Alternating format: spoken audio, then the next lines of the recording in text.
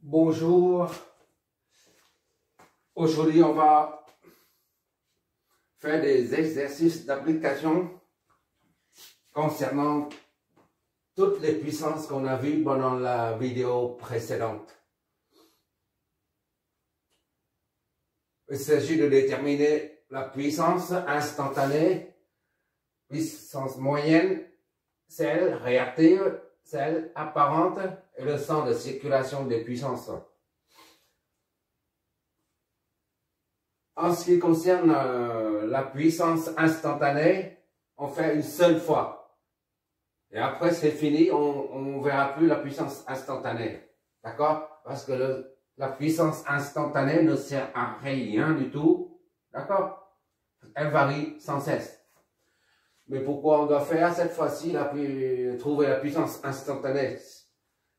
L'objectif c'est de confirmer tout ce qu'on a développé pendant la vidéo précédente. On a montré ce qu'est la puissance instantanée, mais sous forme littérale. D'accord? De même que la puissance moyenne et les autres. Et maintenant, ce premier exercice consiste à mettre en évidence ces puissances avec des applications via une application numérique. D'accord? C'est pour ça on va... Par contre, la puissance moyenne réactive, apparente, tout ça, on reverra chaque fois. Ainsi que le sens de circulation des puissances. Il n'y a que la puissance instantanée, on ne verra plus jamais après cette vidéo. D'accord? Bon, comme d'habitude, pour résoudre ce circuit, on doit amener tous les paramètres là, R, C et V au domaine fréquentiel.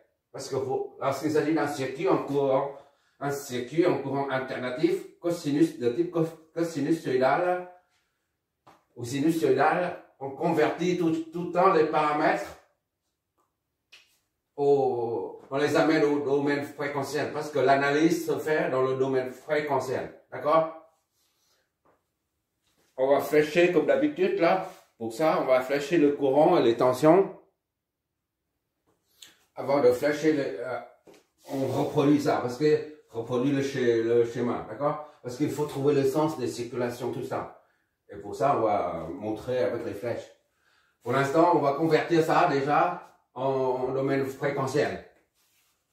Premier paramètre, c'est la tension de la source sous forme temporelle qui est 120 cosinus de 20 T plus 0 degré. D'accord? Il n'y a pas de phase, c'est-à-dire 0 phase. Dans le domaine fréquentiel, ça donne, il n'y a pas de variable T, c'est fini. On utilise le nombre complexe, c'est pour ça qu'il y a un chapeau. On reprend l'amplitude du signal, c'est 120. D'accord? Et la phase, c'est 0 degré. Ah, c'est le premier paramètre qui est amené au domaine fréquentiel. Le deuxième paramètre, c'est R. ZR est égal à A plus JB. Avec A la partie réelle, B c'est la partie imaginaire. A correspond au réel qui est R, d'accord? Il n'y a pas de J là. Et la partie J, il n'y en a pas, c'est-à-dire 0. Soit est égal à R.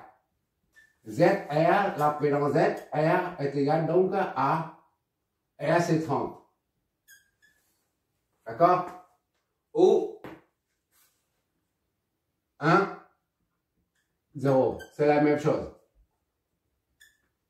ZR est donc égal à 3, 30, 0 en ohm. Ça, c'est le deuxième paramètre.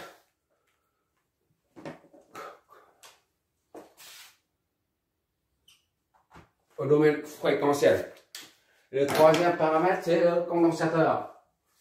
C'est ZC. D'accord? C'est 1 sur J, oméga C, ou bien moins J, moins 1 sur oméga C J. Voilà. Donc, Ah, c'est un C, il manque un C. Chaque fois que je m'éloigne, il faut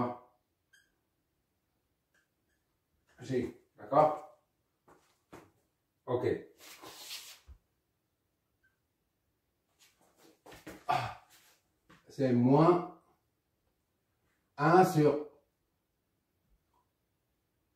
oméga, c'est 20. Oméga, c'est 20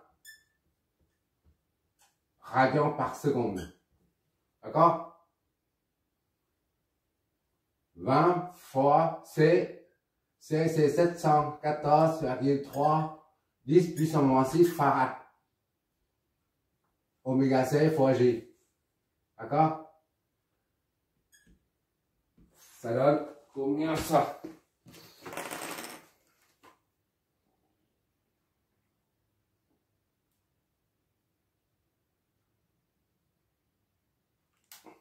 Voilà.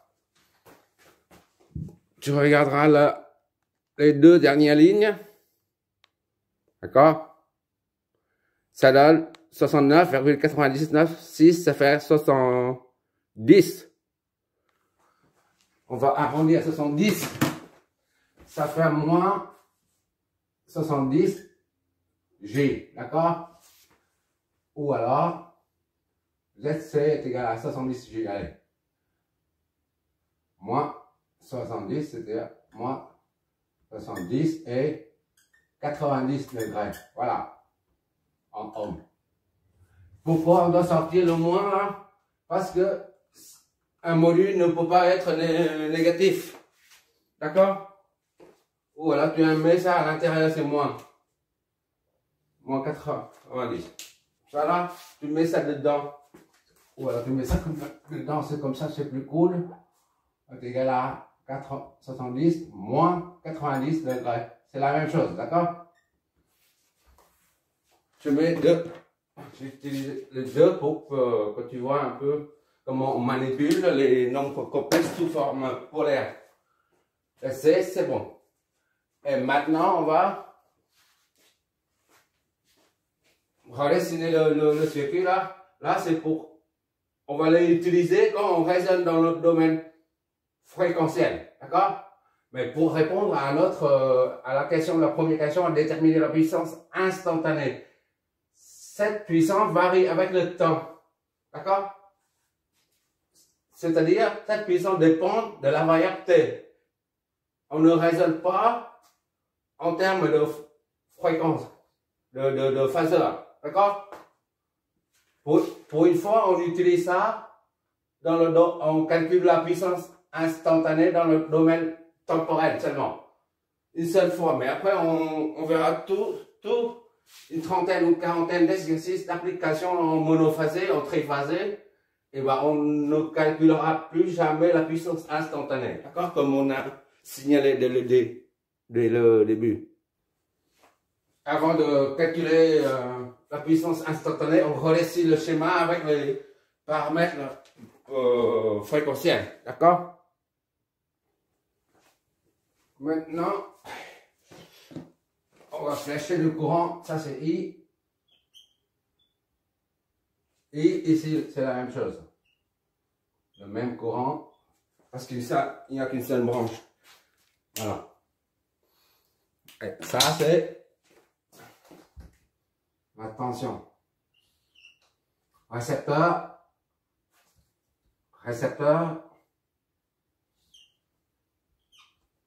Là, le courant sort ici. Et le générateur.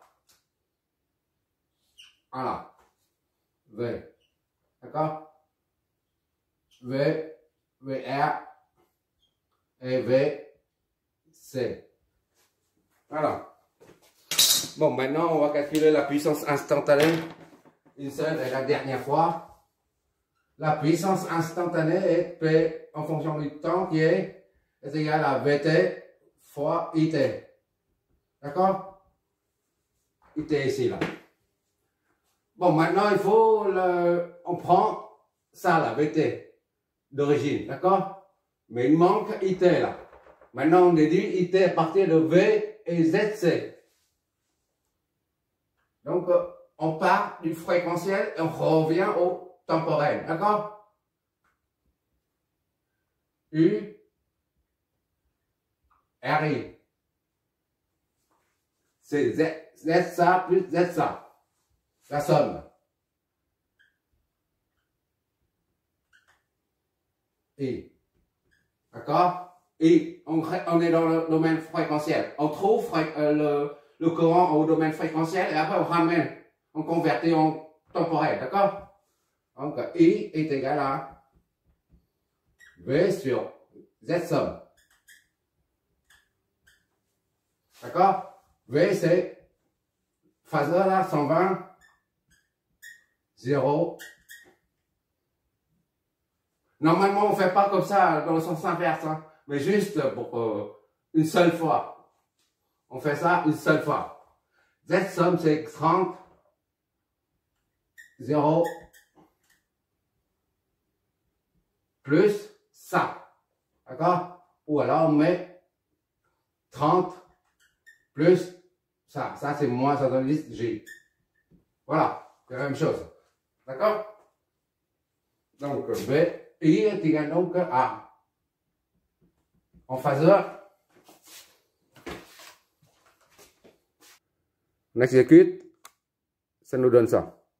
Et on convertit ça en fréquentiel. Pourquoi ça donne? Pour voir ce que ça donne. D'accord? Notez, bon. 6, 58, divisé par 29.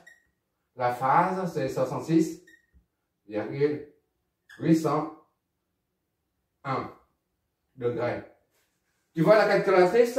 Soit tu mets la forme, tu mélanges ces deux formes. La forme module et phase et la forme cartésienne, elle comprend. Elle l'exécute. D'accord?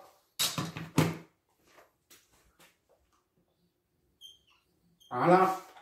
Non, on a besoin. Ah oui, c'est bon. On aura besoin après. Bon, maintenant, on convertit ça en temporel pour pouvoir calculer la puissance instantanée qui dépend du temps. En temporel, ça nous donne I, T, on enlève le chapeau, 6, 58 sur 29, cosinus de oméga T, 20T, plus la phase. C'est l'occasion de retourner à l'origine. Hein. Au lieu de d'habitude, on transforme, on convertit le domaine temporel vers le domaine fréquentiel. Mais cette fois-ci, exceptionnellement, on fait l'inverse. Bon, maintenant, on calcule BT, là, la puissance instantanée qui est égale à BT. BT, c'est ça. 120 cosinus de 20T plus 0. Là, on ne met pas. D'accord? 120 cosinus 20T. D'accord? Fois IT, c'est fois 6,58 sur 29 cosinus de 20T. Ah, j'insiste à ça. Ça, on fait une seule fois. On ne s'amuse pas à calculer avec les cosinus, le produit des cosinus, tout ça. On ne fait jamais ça. D'accord?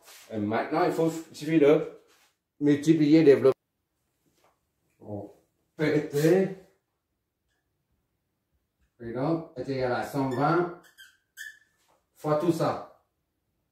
6,58 divisé par 29. D'accord? Fois cosinus 20T fois cosinus 20T plus 66,801. D'accord? Ça c'est cos A, cos B, sous forme. Ça c'est A, ça c'est B. Cos A, cos B. On a la formule. PT est donc était à 120 fois 6, 58 sur 29 fois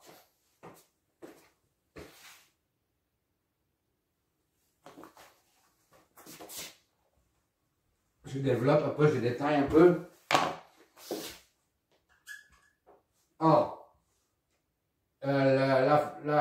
l'identité remarquable, cos A, cos B est égal à 1 demi de cos A plus B plus cos A moins B.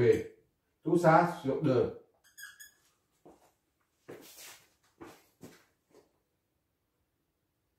On transforme donc le produit là ici en une somme. D'accord? Donc PT égale donc à 120. PT est égal à 120 fois 6, racine 58 sur 29. D'accord? Cos A plus B, ça c'est le produit des deux. A signifie ça, B signifie ça. D'accord? Donc, est égal à cos fois cos A, c'est ça. A, c'est 20 plus B, c'est ça. 20 plus 66,801. Cos A plus B plus cos A, c'est ça. D'accord? Moins B, c'est moins ça. Moins 20. Je préfère aller doucement, mais puisqu'on fait une seule fois. Et après, on verra plus ça. Moins 66, plus 101. Voilà. Tout ça divisé par 2. D'accord? Voilà. Ça fait combien ça? PT est égal donc à 120. Voilà, c'est long, c'est très long. C'est pas grave, on est là pour apprendre.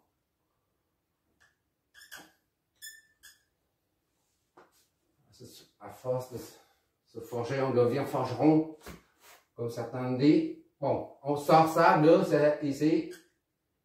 Qu'est-ce qu'il nous reste? Cosinus de 40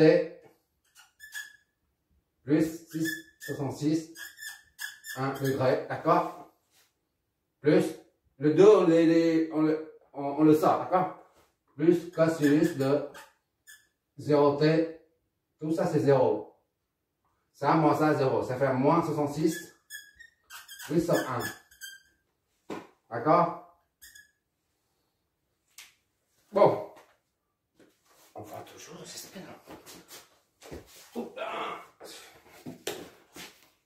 Ok, encore de la place. Ok, c'est tout. Bon, maintenant, on va développer encore. PT est égal à ça fois ça. 120 divisé par ça, c'est 60. 120, on va doucement. 120 fois 3, d'accord? 6 divisé par 2, ça fait 3. 58 sur 29 fois cosinus de 40 plus 66,801. D'accord? Plus 120, 3, tu vois là, je ne cache pas le truc. 3,58 sur 29 et cosinus de moins 66,801. Voilà. Maintenant, on va calculer ça pour voir. Calculatrice. Voilà le résultat. Vu. Voilà. Donc, en dernier livre, d'accord. PT donc égal à 94 54 cosinus de tout ça. 40 plus 66, 801 degrés. D'accord? C'est la première partie. Deuxième partie, on prend ça là, le résultat multiplié par cosinus. Voilà. Ça nous donne 37, 24. D'accord? 37,24,2. Allez, 24, 24,2. Voilà. Bon. Ça, c'est la puissance instantanée demandée en haut. Et ça représente la partie de puissance moyenne. D'accord? La puissance moyenne, c'est ça. D'accord? On va vérifier ça, justement. Et ça, c'est la partie variable. Parce que la constante, la variable T, il varie sans cesse. D'accord? Ça, c'est... On va vérifier si, via la formule de puissance moyenne, si on retrouve le même résultat. D'accord? Tu regarderas les formules qu'on a développées pendant la vidéo qui précède celle-là. En vérification de la puissance moyenne via P moyenne est égal à VF efficace fois I efficace, d'accord? Cosinus de phi V moins phi I, d'accord? Bon, on a l'amplitude du signal tension et on a l'amplitude du signal courant. Là, 120 l'amplitude, et là c'est dans le domaine temporel. Là. Parce que là c'est dans le domaine temporel, d'accord? On a établi ça via les intégrales, tout ça, en fonction de la variable T. Donc on reprend ici là 120 l'amplitude, V max, c'est 120, d'accord? Et I max, c'est ça. I max, c'est 6,58 divisé par 29. D'accord? Or, VF est égal à V max sur racine de 2. Puisqu'il s'agit d'un signal sinusoïdal ou cosinusoïdal. D'accord? Si c'est un autre signal de type, donc si comme ça, là, c'est pas bon. On ne peut pas appliquer cette formule-là. D'accord? S'il s'agit, au lieu d'avoir un signal cosinusoïdal, on a ce signal-là. Alors là, ça ne va pas du tout. D'accord? On utilise VF est égal à l'amplitude maximale du signal cosinusoïdal divisé par racine de 2. Seulement quand il s'agit d'un signal cosinusoïdal ou sinusoïdal. D'accord? Ça ne fait rien de le répéter. Ça aide à mémoriser en fait. Et IF, c'est la même chose. I max sur racine de 2. Qu'est-ce que ça donne? V max, on en a dit là, V max c'est 120. Racine de 2. Et I max c'est ça. Sur racine de 2. 6,58 divisé par 29 sur racine de 2.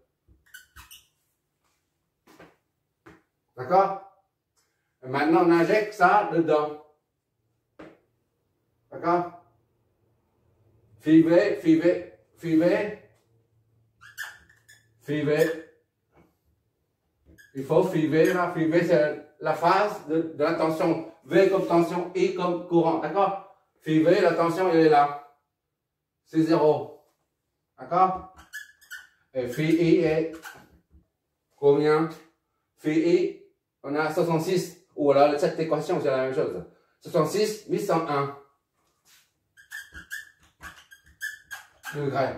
Ainsi donc, on remplace tout ça dedans, ça donne P moyen est égal à BF, c'est 120 sur racine de 2. D'accord? Je garde toujours les fractions comme ça pour éviter les erreurs lorsqu'on a les chiffres, les nombres, les décimaux. D'accord? BF, c'est ça. Multiplié par IF, c'est ça. Multiplié par 6,58 divisé par 29, le tout divisé par racine de 2. D'accord? Et fois cosinus de 0, phi v c'est 0 degré, moins phi, d'accord? Moins 66, 801. Voilà, ce résultat, ça donne, normalement, ça doit, logiquement, ça doit donner ça. Sinon, il y a quelque chose qui ne va pas. On comprend tout de suite. Calculatrice. Bon, j'ai saisi l'équation là, l'expression plutôt. D'accord? Ça, multiplié par cosinus, multiplié par cosinus de ça moins ça. D'accord? Tu vois, 37, 242. Donc, c'est bon. 37, 242. 37, 242 watts. 242 watts. Donc, ça correspond bien ici, là. Ça, la puissance moyenne, comme on a dit, ici, là, ça correspond bien à ça. Puissance instantanée, c'est tout ça. Puissance instantanée.